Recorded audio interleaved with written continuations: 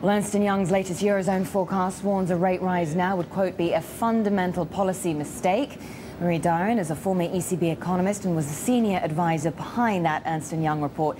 She joins me now. Thanks very much for coming to speak to us. So tell me more about why a rate rise at this point in time would be a mistake.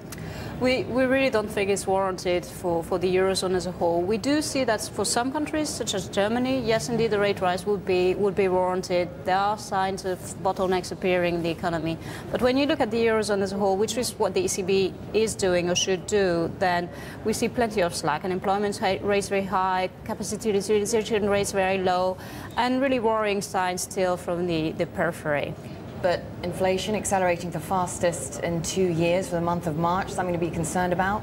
It's true, inflation is relatively high, 2.6 in March, probably going to go up even higher in the next few months. But this is really very narrow inflation, energy, food, some VAT impact, that should go away by next year. And the underlying so it's not inflation a sustained rise in inflation. Absolutely. We see really inflation coming back down below 2% next year, because really the impulse for wage rises to increase is just not there. But nevertheless, food and energy prices are rising. We have unrest in the Middle East, that insatiable demand for commodities coming from emerging markets, the prospect of a disruption in supply. A lot of forecasters saying actually we're going to see commodities continue rising at this pace. But what the ECB should really focus on is inflation expectations and wage increases, and really doesn't seem to be coming. Unemployment rates are very, very high and probably going to stay high for very much longer.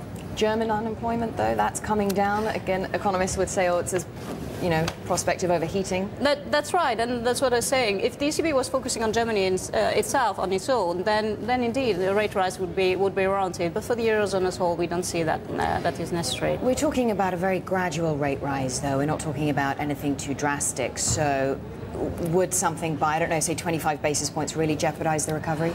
That's what we're hoping, that really the ECB is trying to really protect its credibility, to remind everyone that it's focused on inflation, and so it will probably increase rates by 25 basis points this week, maybe another in a few months, and probably stop there.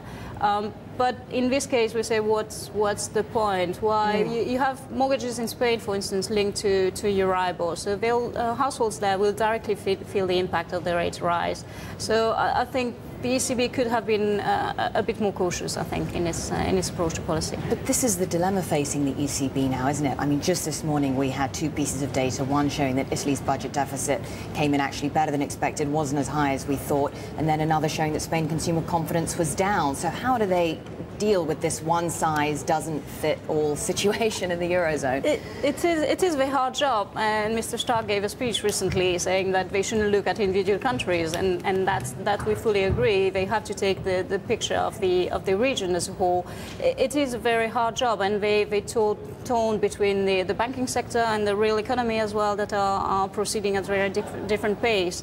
But we think that caution is really, given the likelihood of downside risk materializing, is warranted. And you said that you're expecting this to be the first of multiple rate hikes? We probably think they'll follow through with another rate hike in a few months, but probably then pause for 6 months or so. 25 basis points on its own would probably do nothing, so they probably want to consolidate that in a way with another one. What level do you think we'll be at by the end of 2011, early 2012? So that would bring interest rates to 1.5% by the end of the year, around the turn of the year, yes. Okay, well, fantastic to talk to you, Maryam Nemazee of Ernst Young.